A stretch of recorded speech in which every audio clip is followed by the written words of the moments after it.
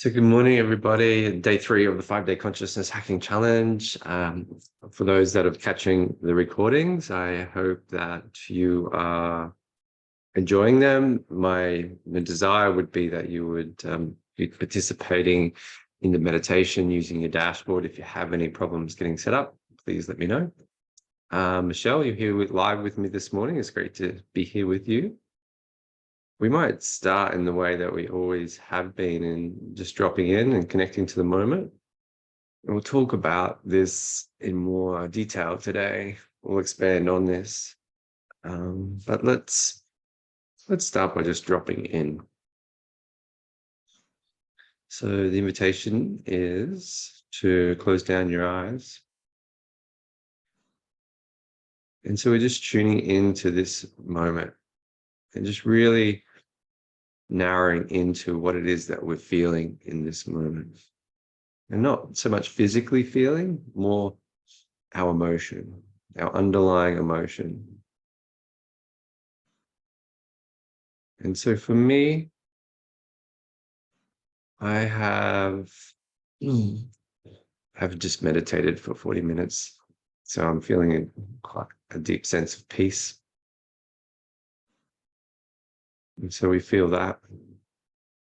And ideally, without going into the story like I just did, we just feel and we meet that sense of peace. We just allow it.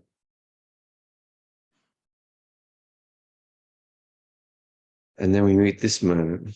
Michelle, what are you feeling in this moment? Feeling a sense of calm.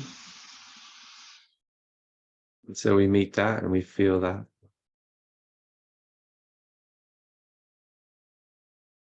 Without any resistance and without trying to hold on to or push against, we just open ourselves up to feeling it.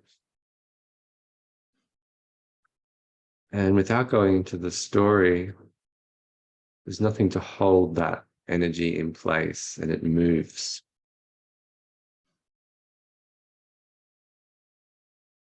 So we just honor the emotion. Moment by moment. And so then tuning into this moment, I have a general sense of joy. And so we meet that. And we feel that.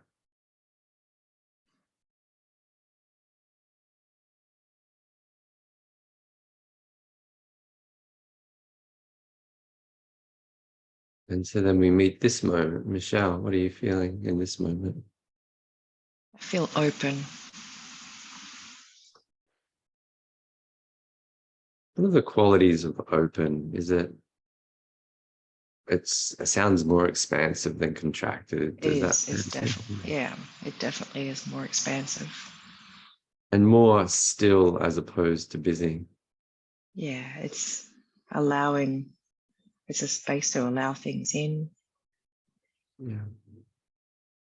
And does it feel more, is there like a general sense of like ease and Definitely ease, some enthusiasm. general sense of well-being as well? Like there's a And comfort in that? well-being. Yeah. Mm-hmm. So we allow all that. And what we find is that as we meet and as we connect to the moment and we honor what is arising moment to moment, as we start connecting into the underlying energy, the energy that underlies everything, a deep sense of aliveness and connection, and at the same time it still comes with a sense of knowing and wellness, well-being. So we see it's not far away. And often it's our unconscious resistance to feeling what is in the moment that keeps us separate, that makes us feel separate. makes us feel stuck and alone, contracted. And so then meeting this moment, I have a sense of aliveness, vibrancy. It's like an energy. So we meet that and we feel that. And without trying to hold on to it, it's not about grasping for it because it's here all the time. We just need to learn how to feel again, not have unacknowledged emotions pushing up against us, unconsciously creating a wall as we resist feeling them. But instead, we turn our attention inwards and we connect to the moment and we feel what is alive there.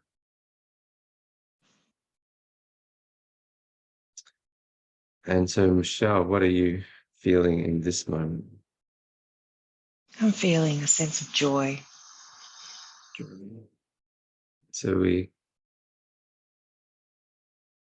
feel that.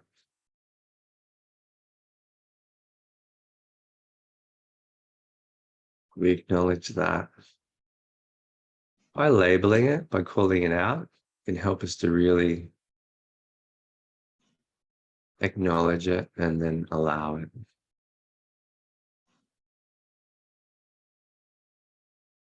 And so it's about being authentic with what's arising for us. And in this, by sharing this with another, we also get to practice our empathy, practice our compassion.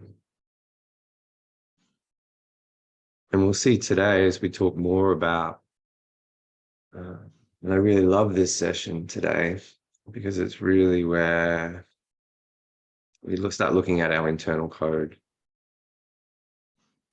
And what we see is that we bring more, it's so important to have that compassion, that empathy for the parts of ourselves.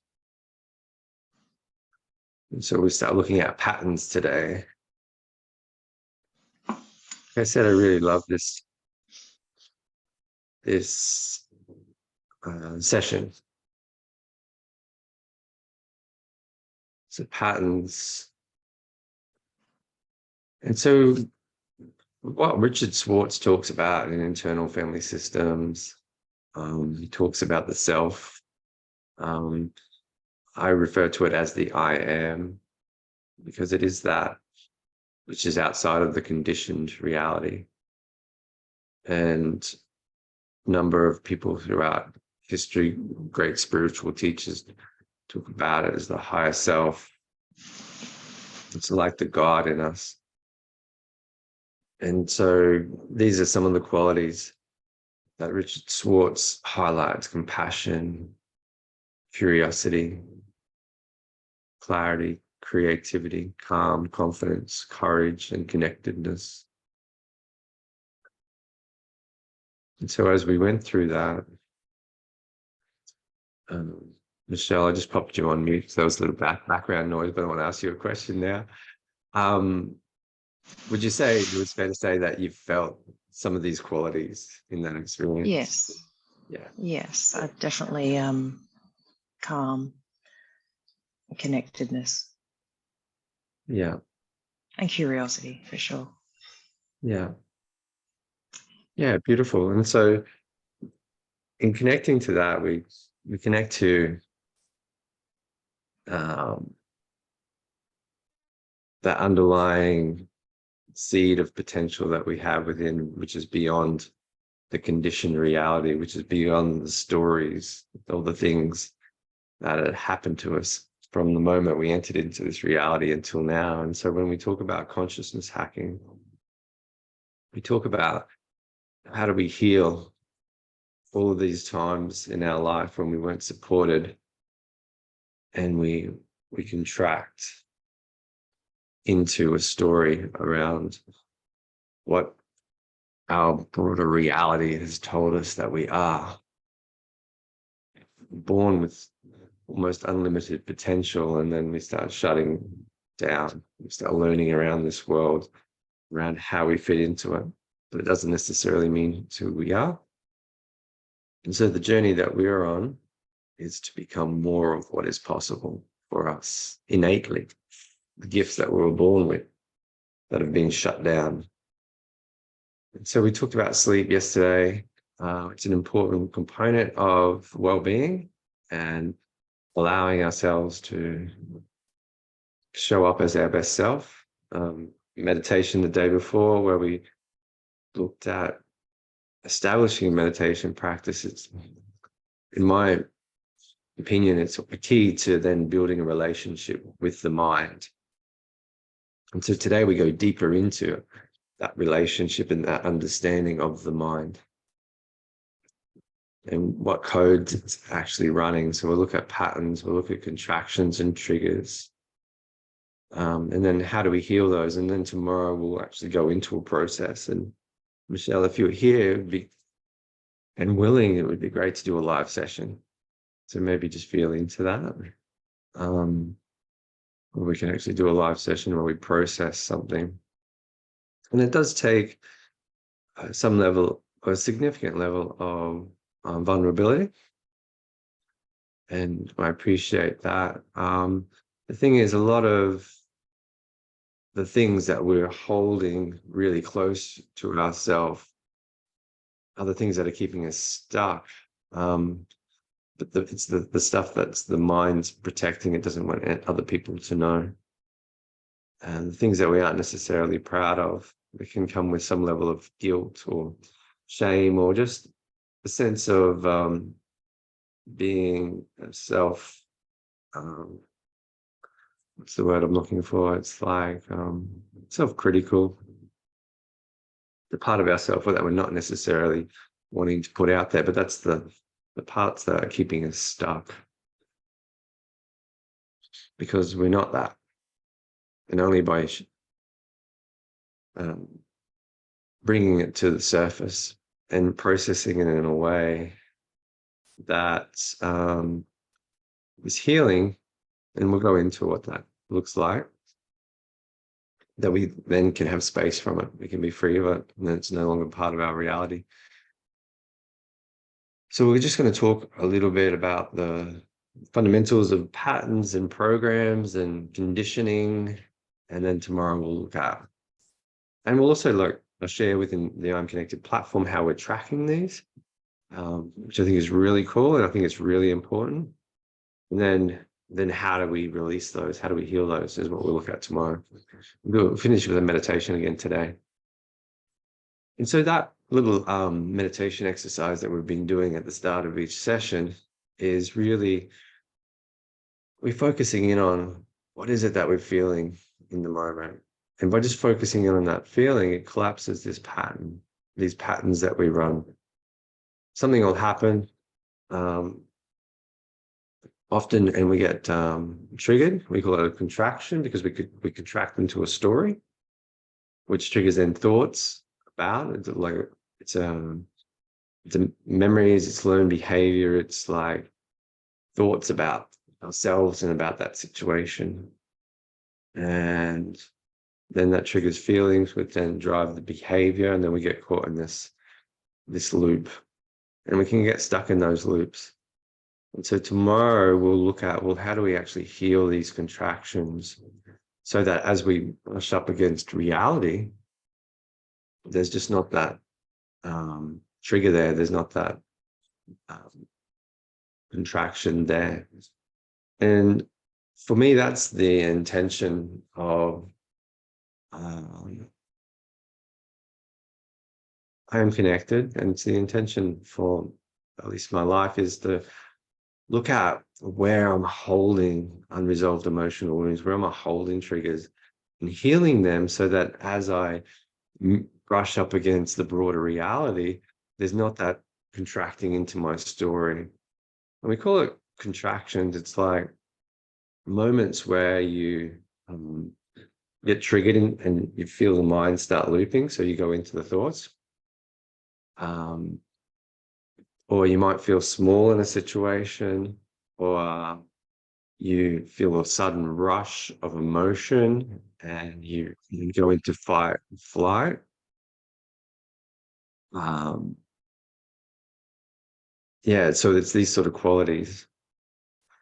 Um, and that's what we're looking to be free of. And so that as we become more of the self, more of those qualities, more of the I am, more vested in the stillness, connected to the energy that's all around us, we look at, well, where are we being triggered out of that? Where are we contracting out of that into a story?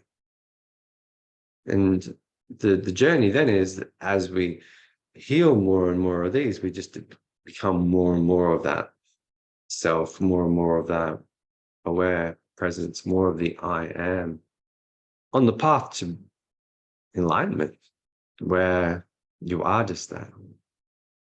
And so that's the goal for my lifetime. I'm not there yet. I'm doing my own work.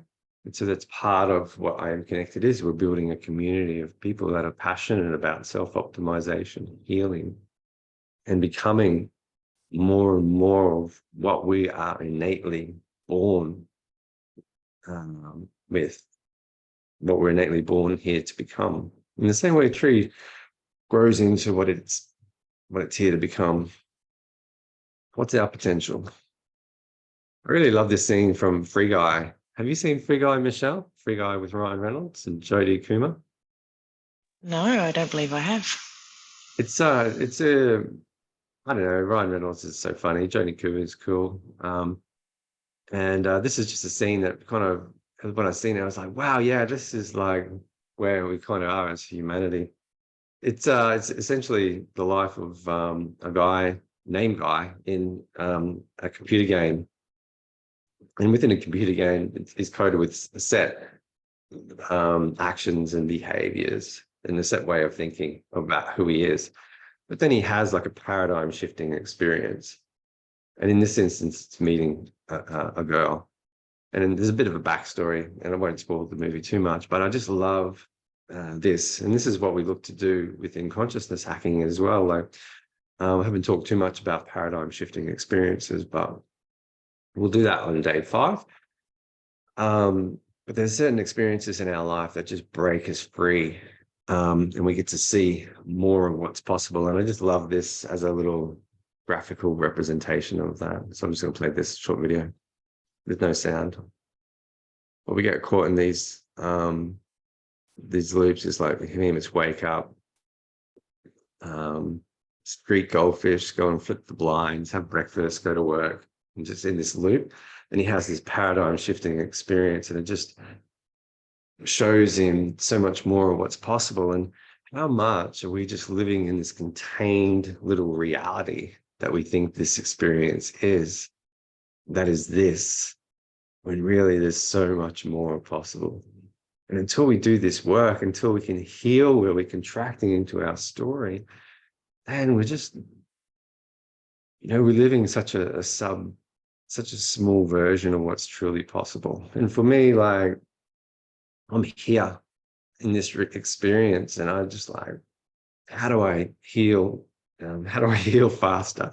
And so I want to talk about, off the back of this program, we're putting together, we're already put together, but we're inviting people to become part of a community that we're doing this work, and healing each other. What I love about, we use internal family systems as a foundation. What I love about it is it's really being a support for each other. Doesn't necessarily need a trained psychotherapist to do internal family systems. It's such a powerful medium, because it's really about self-reflection, learning how to meet ourselves in the moment, realizing that we are the self. And in that, we're identifying the parts of ourselves that are holding unresolved emotional trauma, and we're learning to meet them in that moment and feel what they're feeling. In the same way, in the exercise at the beginning, we're connecting to the moment and feeling what is arising in the moment consciously, and then the energy moves through. There's been countless times, a multitude of times in our life where we haven't met that moment effectively, and so that energy was contracted in, and that energy then forms the foundation for a contraction or a trigger. So we're identifying where we're holding that energy, we're going back and we're supporting that part of ourselves, and we're feeling that energy, we're feeling what they're feeling, and in that, healing occurs, the energy releases. It's so powerful. Until we do that, like these contractions or triggers form a foundation for what we call being in our shadow. And unless we're doing the work to identify what's in our shadow, then you can do all the personal development work in your life, but there's always going to be these things that are tripping you up, that are pulling you into a story, that are limiting your potential. Some people call it spiritual bypassing if you're not doing this work. And so I feel like it's the work to do. We can't become what we're meant to become when we have all these unresolved emotional wounds. And so then, yeah, we look at so breaking this down a little bit. So yeah, there's contractions and triggers and thoughts. And so meditation is amazing, like it's a fantastic tool for help connecting to the present moment, but it doesn't necessarily heal, doesn't necessarily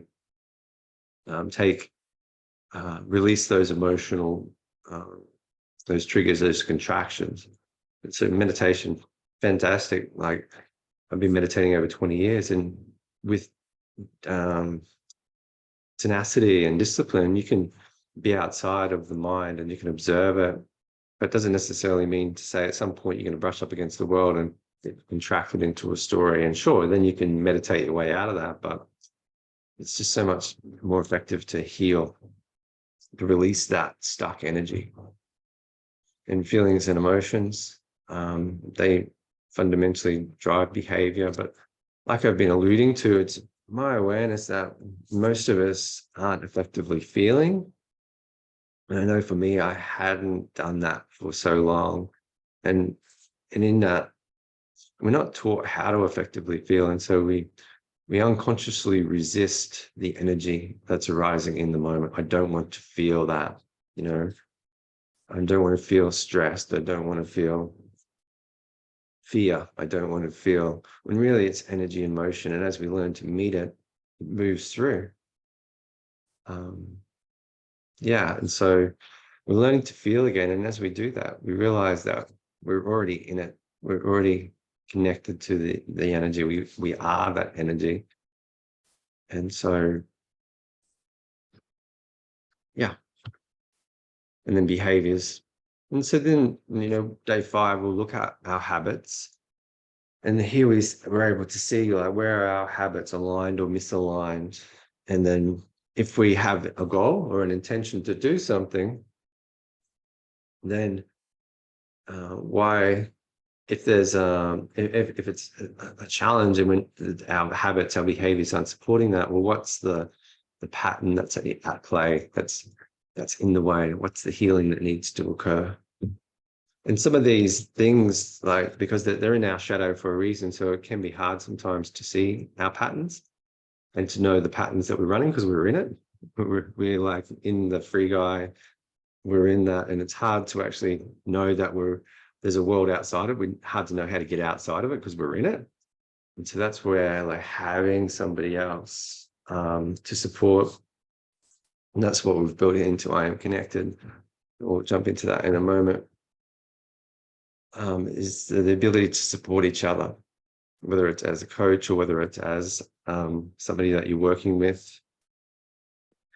But yeah, a lot of these patterns are passed down generationally, from generation to generation. And unless we do the work to heal the pattern, then we're essentially going to live it out. We'll die with it, as a what I want to say is similar to our parents. Our parents, our caregivers are the ones that in between 0 and 7 is where a lot of these patterns are laid down from our parents and our environment. And unless we do that work to be free of them, then we'll just live out um, our conditioning.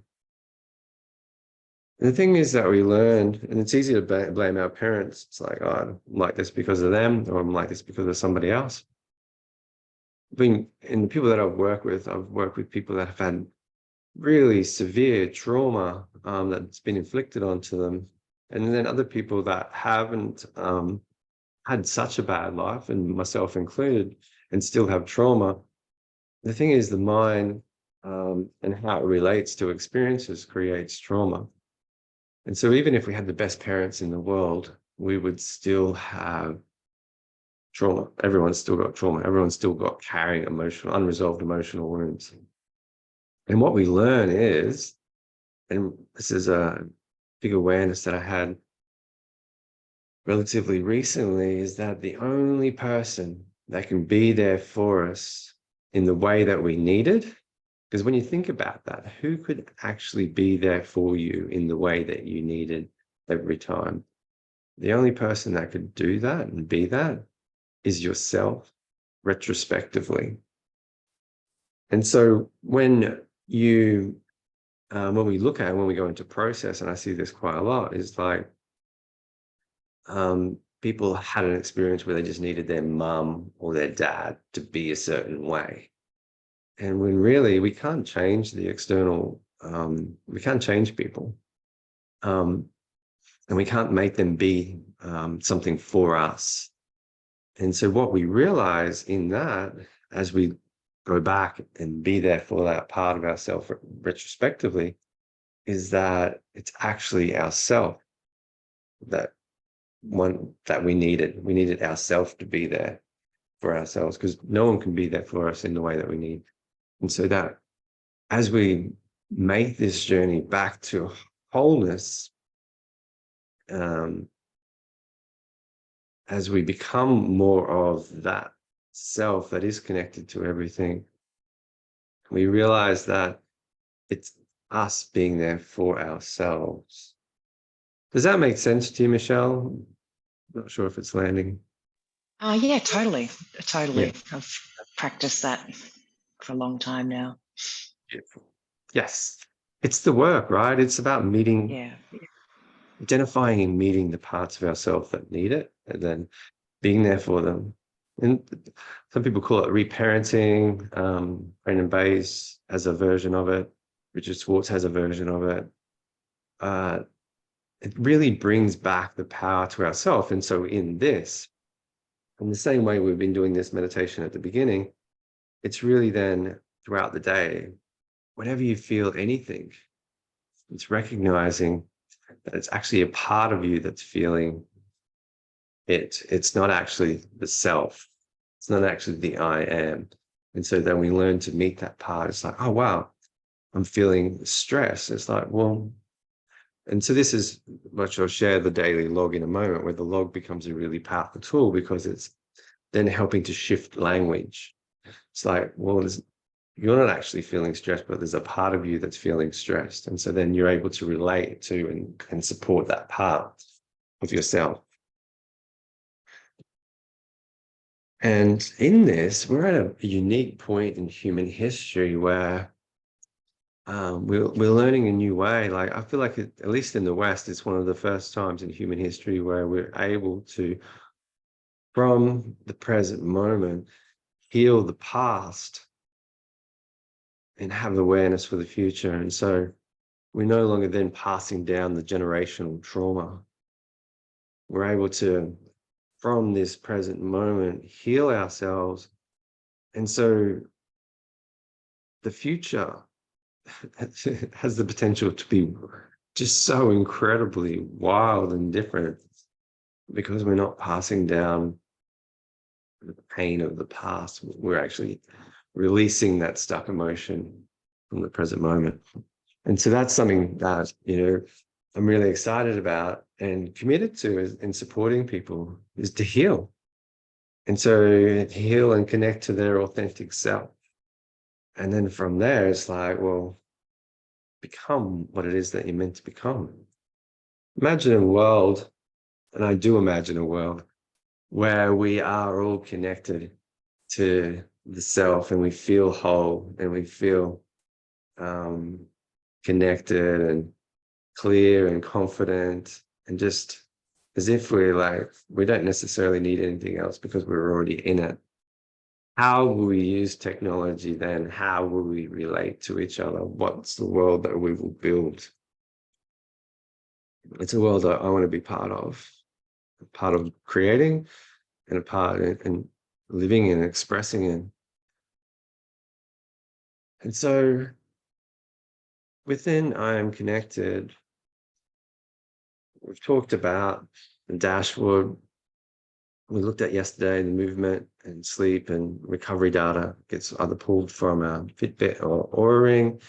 We're tracking our meditations to support habit creation and build community around meditation. We've got the co-opetition boards here. I want to look at the daily log today. Are you on your phone, Michelle, or are you on your computer?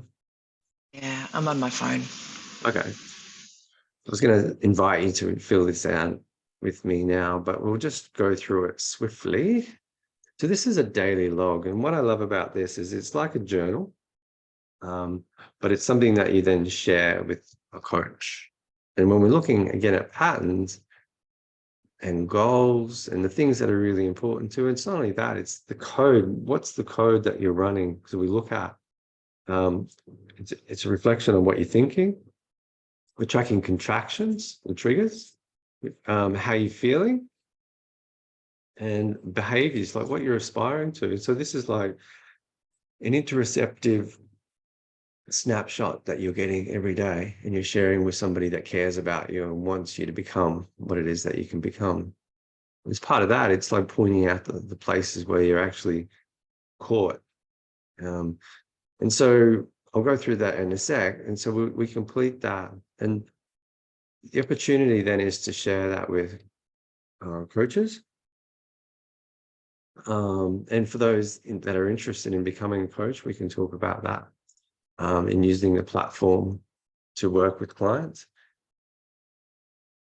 And so we see here, so these are the people that are sharing their logs with me.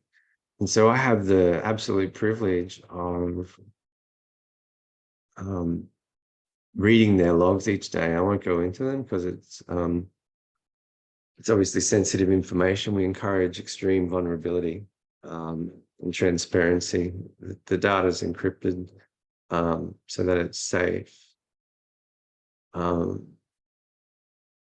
so really it's like be really vulnerable. But we are focused around becoming. So like, how productive were you yesterday in doing what you're working towards? How's your well-being today? And so you just rate those.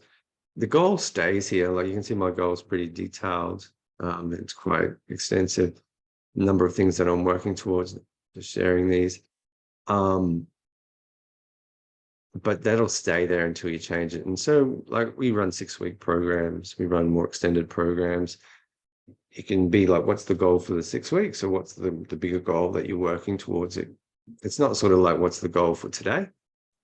We make that the bigger goal, and that stays there. And then what actions are you going to take towards that goal? And then habits, and again, we'll talk about habits more on Friday or on day 5. When you think about the person that you want to be, what habits do they have? So what habits are you going to nurture? What habits do you need to let go of? What are the vices that you have that are, that's part of something that I didn't talk about. We develop vices, coping mechanisms, because we don't want to feel what is arising. You know, those triggers those contractions get triggered, and then they release a lot of uncomfortable emotion. And so until we heal those, then, and what we see is people coming off SSRIs, like antidepressants. We see people giving up alcohol. We see people then letting go of their vices, because they're learning how to not only meet the moment, connect to the moment and feel, but then also heal those core triggers that have kept them in a space of resistance. And so what habits do you need to let go of? It might be alcohol, it might be something else. It might be, just not honoring your word, whatever it is. It's just an opportunity to reflect. And again, we're just sharing this with a coach so that we're able to support. It doesn't necessarily need to be a coach. You can join. I'm connected with a friend or someone that accountability buddy. Like I share my log with somebody that I have for the last couple of years, and we process each other. They support my log, I support their log, and we process each other. So that's a profound way to do it as well. Contractions, and this is the, where throughout the day yesterday did you feel your mind get triggered? And they can be quite subtle. We can be aware of big ones because then they can pull us into a suffering cycle. But there's also more subtle ones where you might just even not be aware of it, but you feel yourself contract a little. It's like you contract into a story, you contract into judgment. So you contract into the mind. And so we get better and better at identifying where we contract. And the more people that we have available within our community that can process these contractions, then better we all are, because then it's just like, hey, Michelle, I contracted. Can you run a process with me? And when we take radical self-responsibility, then it's no longer, oh, they made me feel this. It's like, wow. And so this is where I get my people to, is the realization that the world is just a mirror. And it took me a while to actually appreciate what this actually means, but the world is a mirror, and it provides lots of opportunities for reflecting in. It's like whenever you feel anything, it's not actually out there, somebody else that made you feel that. You're feeling it on the inside. And the gift that they've been is they've done something, and it can be quite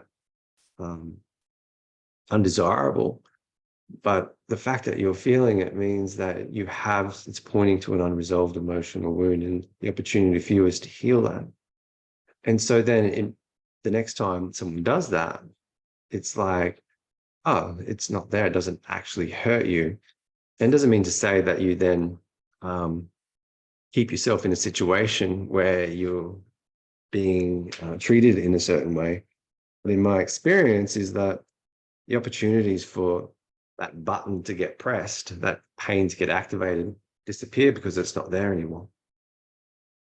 And so, yeah, so we become, the more active we can become at identifying where we're contracting, then the more powerful it is. The more access to ourself that we get, the more peace that we get, and the more we can influence our life circumstance. It's not about the people out there. It's like we realize, and this is where we get deeper, there is only you, there is only one self. As we step more into the self, we realize there is only one self. I don't know, that's a paradox for the mind, but it's more of an advanced awareness, but just flagging that. Emotion, like, what was the emotion that you felt? What beliefs? What do you need to believe about yourself to be the person that you want to be? So this can become like an aspirational or affirmational as well. Gratitudes, like, what are you grateful for today? Forgiveness, we'll talk a little bit about forgiveness tomorrow, but unless we go through a forgiveness process of forgiving ourselves and forgiving others, then we're stuck in the mind, we're still feeding the mind, stuck in the story. What help do you need? What was the biggest win? Celebrating the wins. And then any other comments. And so it's encouraged to do this in the morning. So as part of this challenge, I want to encourage you to do your log, and then I can be that person for you and offer you support and show you how it works. What I see this log as a really powerful tool for shaping language, helping to shift more into self and out of story. And where you're contracting into a story, it's like, then there's a healing opportunity. And so doing this every day, ideally in the morning, take 5 or 10 minutes and just put your attention on it and do it. And then, yeah, share it. You can share it with as many people as you like. Like from here, we shared member data, so the option to, these are the people sharing the dashboard with me, and I'm sharing mine with 3 people at the moment. And so you just put their name in there and update it. It's set up automatically that it gets shared with me at the moment, just for the purpose of this challenge. So the invitation is to do that. Any questions on that, Michelle? We've been through that before.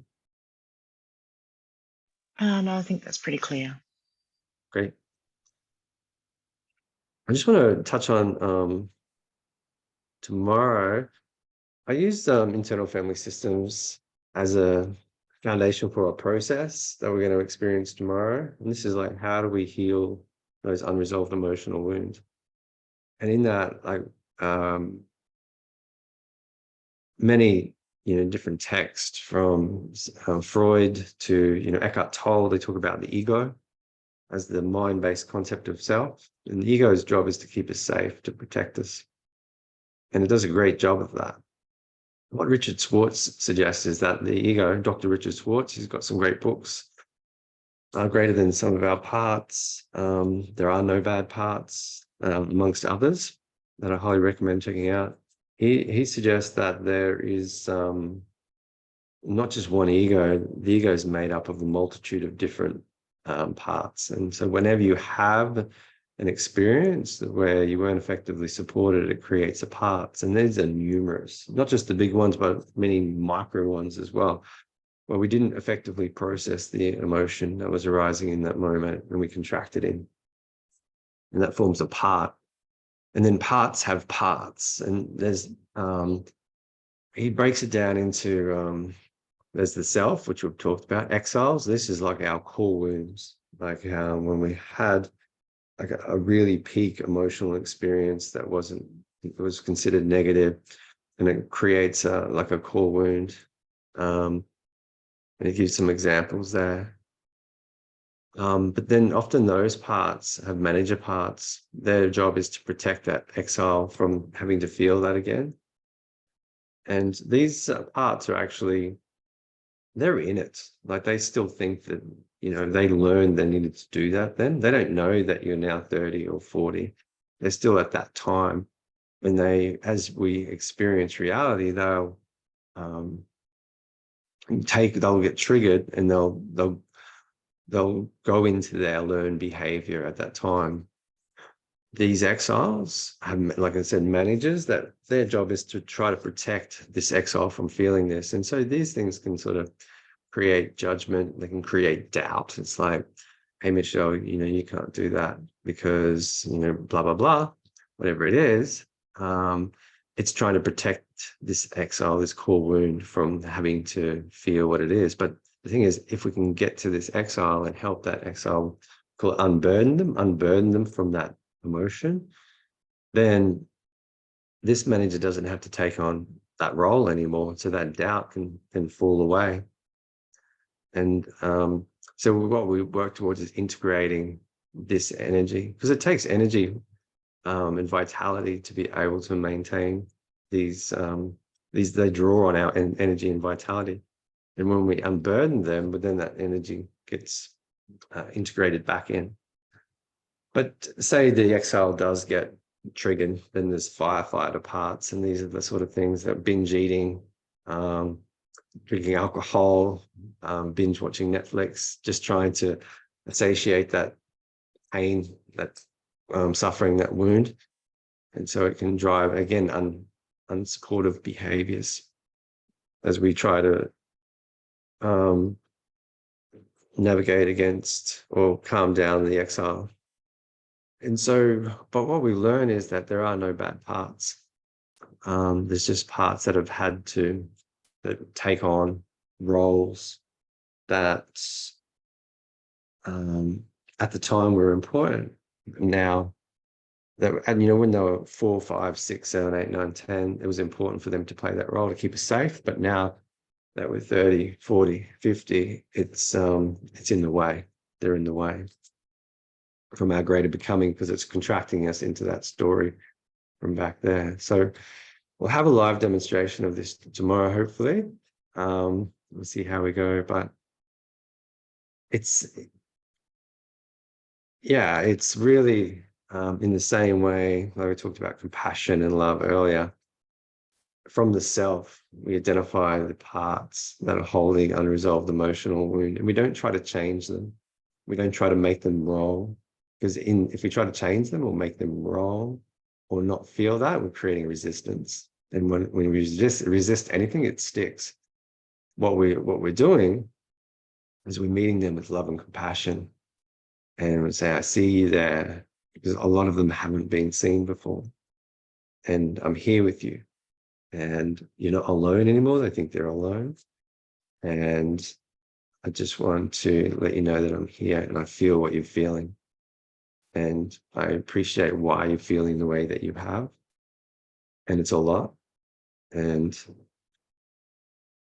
I'm just going to be here with you in this. And so that love and compassion and being seen is often enough to just help them release the energy. There's a process around that, but that's the fundamentals of it. It's so powerful. Yeah, we talked about the self. And so we'll go into this tomorrow in more detail. So we're just going to finish with a short meditation, releasing emotion. We have been doing this fundamentally in the morning. So within the platform, oops, I pointed to it the other day, there is a 20-minute version of all these meditations that we're doing in the Becoming Exponential meditation program. So if you want to do any of these are available. You can just, there's releasing tension, releasing emotion, right breathing, observing the mind. They're all about 20 minutes. That time then gets added to your dashboard as well. So these are available here. But yeah, for me, like releasing emotion, it was at a time I was doing my meditation practice, working towards single point focus. I was going through a breakup with my wife, and I was trying to meditate, and it was really hard because there was so much hurt and so much coming up. And I've been through releasing tension. I was then been through the right breathing, trying to hold my attention, but it wasn't working because there was just like this severe pain, like emotional pain, just outpouring. That was just distracting me, that I wasn't acknowledging, was trying to get my attention. And so then by going through this process of just being present with it, connecting with it, and then feeling it, I was able to move through. And so that was the foundation for me, and teaching releasing emotion, and then which later become connecting to the moment. And so we'll just go through it for the remaining time that we have. Really stop sharing, not really sharing anything. Before I do that, I just wanted to highlight, so the home fun for those people that are watching is to do your daily log, and just becoming more aware where you contract throughout the day. Start paying subtle attention and recording it. Where do you feel yourself get small throughout the day? Where do you find the mind start looping? Where do you find yourself go into judgment? And if we're tracking those, then that provides a healing opportunity. All right, so the invitation now is to close down your eyes. And we can stack these, like we can go into releasing tension, but we won't do that today. We can then also go into right breathing, and we might do that. Let's just connect to the breath and just a couple of rounds of long, slow breath. So the right breathing, so that's breathing all the way down deep into the diaphragm. ideally through the nose and out through the nose. So the tummy expands, the ribs expand, and the chest pushes up. And then we pause for a moment. And then we contract from that lower section, middle section, and upper section. Then we pause for a moment. So we're just activating this slow rhythmic breath. Just being intentional about breathing down deep into our diaphragm, using the whole of our lungs and not just the top part. And this helps to activate the parasympathetic branch of the autonomic system. So we're directly influencing our biology and our neurology.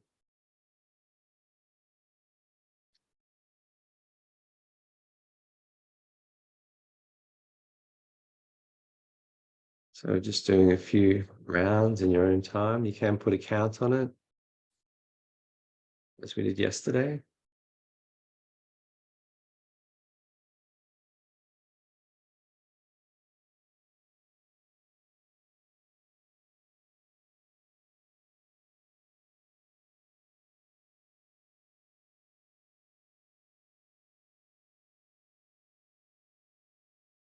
And so now shifting our attention, and once again, as we did at the beginning, just really becoming aware of what we're feeling in this moment.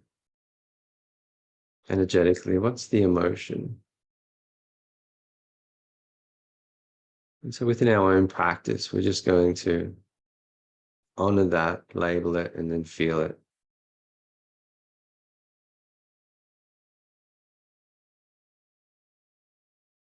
And this is a really powerful practice to do before any other meditation practices or exercises, because it helps drop you in. But beyond that, if we're not doing it and we have an emotion that we haven't been acknowledging, that we've been unconsciously or consciously resisting, it's a part. It's a part that's taken over and it's pushed out the self and it's taken over this biology. But by acknowledging the emotion and feeling it, we take back control over our biology.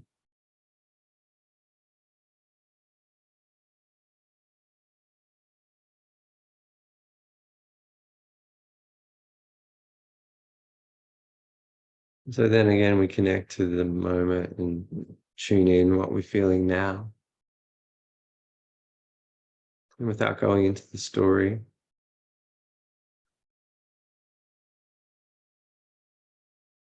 we can log the story around any contractions in our daily log. But for now, this is an opportunity to just connect into the energy, to nourish our soul, nourish ourselves. And we do that by just feeling what is alive in this moment. We meet it, whatever it is.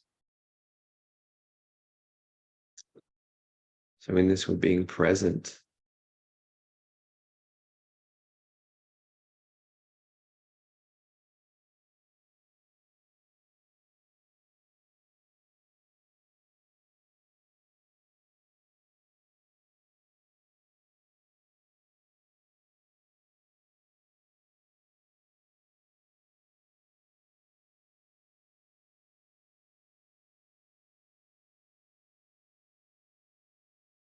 So then we meet this moment.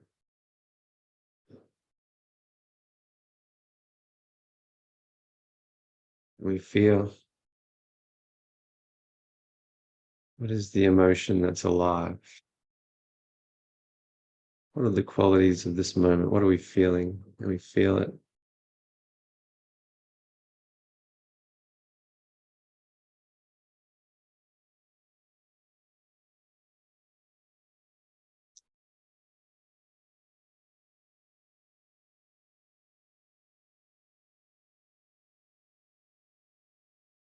Something I've found interesting is that the more time we spend in self, the aware presence, the stillness, the I am, the observer, the more you come to appreciate. And when you do a deep dive into understanding the biology, trillions of cells make up this body. Many billions of them are dying and being regenerated every hour. Are you doing that? Are you actually doing that? I know that I'm not doing that for me. It's happening. And so that this body here, this avatar, is not actually who I am. I get to use it. Thing is, the parts, those conditioned parts of the psyche, they also get to use it. And for me to be more me in this present moment is to be more self, be more conscious. And then in that, I take over. I inhabit this biology and not become just a backseat passenger. And some part is just unconsciously running.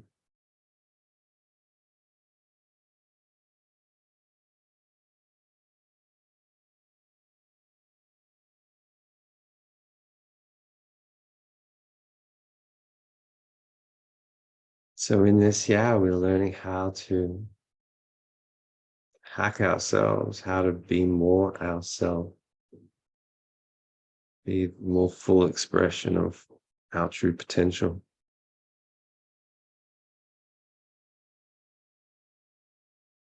So there's a 20-minute version of this meditation in the platform, goes through releasing tension in more detail. Encouragement is to play with that if you desire. Do your daily log. Coming out of the meditation, it's always encouraged to just move slowly and gently, so as not to spill the calm that you've created. Maybe we might just set a little intention for the day. What is your intention? Some people watching this will probably be watching it in the evening. Michelle and I are watching it in the morning at 6:30 a.m. in Aussie. Just maybe closing down your eyes and just setting, what's your intention for the day? Just saying it to yourself. And I'm going to send some energy into that for you as well. And I invite you to send some energy into my intention as well.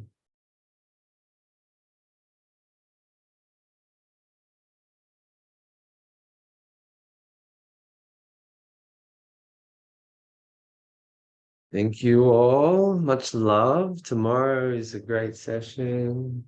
Feel into it, Michelle, if you're willing to do a process. We don't have to go into something too funky, but it would be great just to have a live demonstration. So I'd appreciate it if you were willing, but at the same time, I appreciate it if it's too much. Until then, much love. Bye.